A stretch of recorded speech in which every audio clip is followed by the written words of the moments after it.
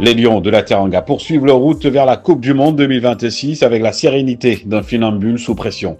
Un nul frustrant contre le Soudan, un but partout, suivi d'une victoire logique contre le Togo 2-0. Et voilà, nos braves fauves, deuxième du groupe, derrière la RDC. Arrivé en pompier après Aliou Cissé, Pape Thiaw tente de donner un nouveau souffle au Sénégal. Mais pour l'instant, son équipe souffle surtout le chaud et le froid, un peu comme un climatiseur mal réglé.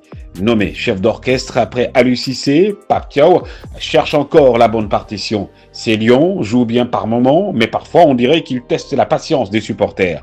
Un jour, on se demande si c'est un génie tactique. Le lendemain, on imagine déjà son remplaçant. Autrefois, maître absolu des pelouses africaines, Sadio Mané traverse une période très compliquée. Certains disent qu'il est fatigué, d'autres qu'il est en fin de cycle. Mais Mané reste Mané, un joueur de classe mondiale, quand même un être humain. Heureusement, le football a ses surprises. Assane Diao et Antoine Mendy ont décidé de briller quand tout le monde s'endormait. Rapide, percutant, efficace, ces deux-là ont ramené un peu d'électricité dans un jeu sénégalais souvent en mode coupure de courant. À croire que l'avenir des Lions passera bientôt par eux, la nouvelle génération. Avec un point de retard sur le Congo, le Sénégal n'a plus droit au moindre faux pas. Fini les matchs nuls contre des équipes dont on ne connaît même pas tous les joueurs sur FIFA. Prochain objectif, gagner. Et surtout arrêter de jouer avec nos nerfs. Le Sénégal a toujours son destin en main, mais il faudra relever le niveau, sinon la Coupe du Monde 2026 se regardera à la télé.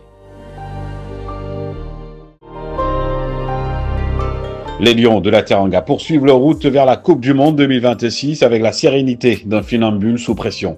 Un nul frustrant contre le Soudan, un but partout, suivi d'une victoire logique contre le Togo 2-0. Et voilà, nos braves fauves, deuxième du groupe, derrière la RDC.